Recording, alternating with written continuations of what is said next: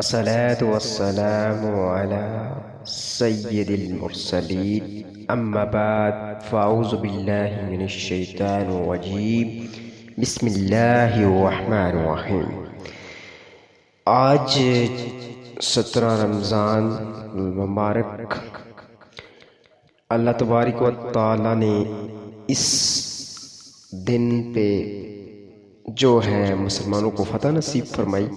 غزوہ بدر، جو بدر کی جنگ تھی، آقا صلی اللہ علیہ وآلہ وسلم کی زیر نگرانی اسلام کی عظیم فتح تھی۔ تاریخ 2 ہجری 17 رمضان مبارک جمعہ کا دن تھا۔ مسلمانوں کی تعداد 313 تھی۔ مسلمانوں کا ساز و سامان کیا تھا؟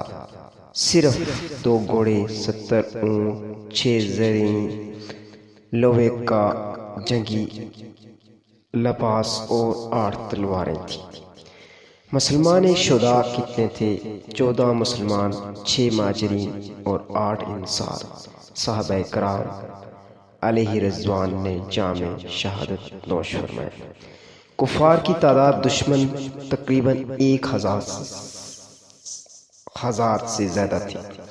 کفار کا ساز و سامان 100 گھوڑے، 700 اونٹ اور کثیر آلات تھے۔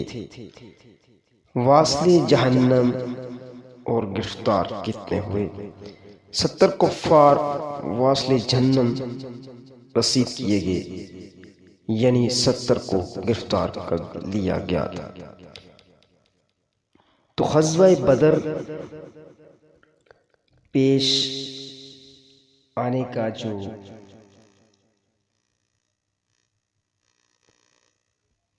غزوہ بدر حضور کریم صلی اللہ علیہ وآلہ وسلم کے دور میں ہی پیش آیا۔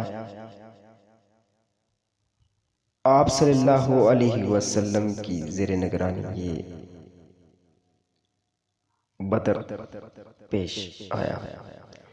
بدر جنگ، بدر کی جنگ کہا جاتا ہے رمضان المبارک کو پیش آنے والا اور جمعۃ المبارک کے دن۔ 2 ہجری 17 رمضان المبارک جمعہ کا دن ببرکت دن تھا جب غزوہ بدر رونما ہوا۔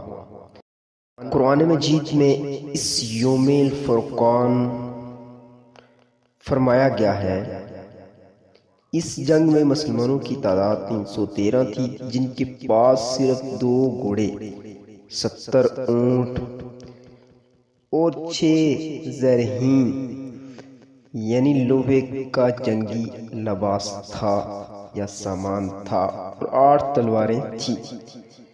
جب ان کے مقابلے میں لشکر کفار 1000 افراد پر مشتمل تھا، جن کے پاس 100 گھوڑے، 700 اونٹ اور کثیر آلات تھے۔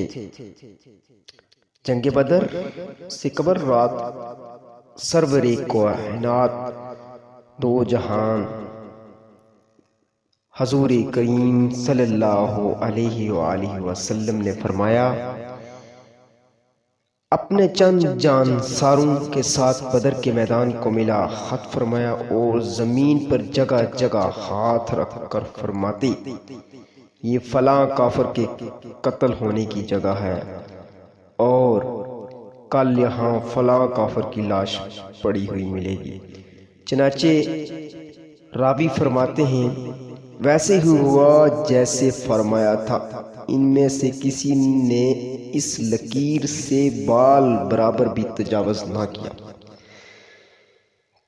سبحان اللہ، کیا شان ہے میرے آقا حضرت محمد مصطفیٰ صلی اللہ علیہ وآلہ وسلم کی۔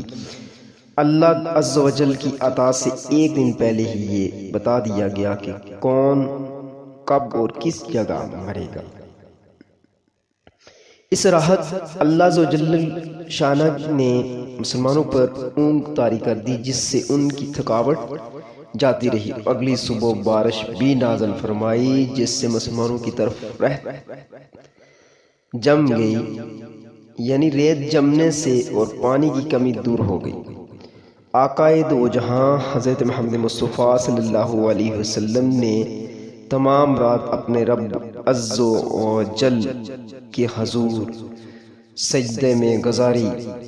صبح مسلمانوں کو نماز فجر کے لیے بیدار فرمایا۔ نماز کے بعد ایک خطبہ ارشاد فرمایا جس سے مسلمان شوق و شہادت سے سرشار ہو گئے۔ حضور کریم صلی اللہ علیہ وسلم آقائے دو عالم صلی اللہ علیہ وآلہ وسلم نے پہلے مسلمانوں کے لشکر کی جانب نظر فرمائی، پھر کفار کی طرف دیکھا اور دعا کی کہ یا رب اپنے وعدہ سچا فرما جو تو نے مجھ سے کیا ہے۔ اگر مسلمانوں کا یہ گروہ ہلاک ہو گیا تو روئے زمین پہ تیری عبادت کرنے والا کوئی اور نہیں ہوگا۔ یہ مسلم کے اندر درج ہے۔ اللہ عز و جل شانہ نے مسلمانوں کی مدد کے لیے پہلے 1000 فرشتے نازل فرما دی۔ سبحان اللہ۔ دیکھیں مسلمانوں کی اللہ تبارک و تعالیٰ غیب سے مدد فرماتا ہے۔ اس کے بعد یہ تعداد بڑھتی گئی، بڑھ کر 3000 پھر 5000 ہو گئی۔ پیارے آقا دو جہاں سرور کونین حضرت محمد مصطفیٰ صلی اللہ علیہ وسلم نے کنکریوں کا ایک مٹھی بھر کفار کی طرف پھینکا جو کفار کی آنکھوں میں پڑی۔ جان نثار مسلمان اس دلیری سے لڑے کہ لشکر کفار کو عبرتناک شکست ہوئی۔ 70 کفار واصل جہنم اور اس قدر یعنی 70 گرفتار ہو گئے، جبکہ 14 مسلمانوں نے جام شہادت نوش کیا۔ اللہ اکبر۔ شہدائے غزوہ بدر میں جو مہاجرین تھے ان کی تعداد تھی، کچھ مہاجرین جن کی تعداد 6 تھی اور انصار جو تھے ان کی تعداد 8 تھی۔ غزوہ بدر میں مسلمان بظاہر بے سر و سامان اور تعداد میں کم تھے، مگر ایمان و اخلاق کی دولت سے مال و مال تھے۔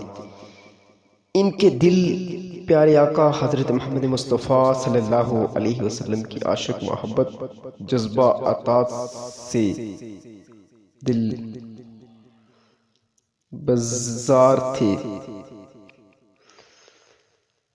اور اللہ عز و جل کی مدد ان کے ساتھ اور پیارے آقا صلی اللہ علیہ وسلم کی دعاؤں کے ساتھ آپ پہنچی تھی۔ ان کے شامل حال تھی۔ یہی وہ سبب تھے جنہوں نے اس مارکے کو یادگار اور قیامت تک کے مسلمانوں کے لیے مشغل راہ بنا دیا۔ اللہ عز و جل ہمیں بھی اپنے پیارے حبیب صلی اللہ علیہ وسلم کی محبت اور اطاعت کا جذبہ عطا فرمائے، آمین بجاہ نبی کریم۔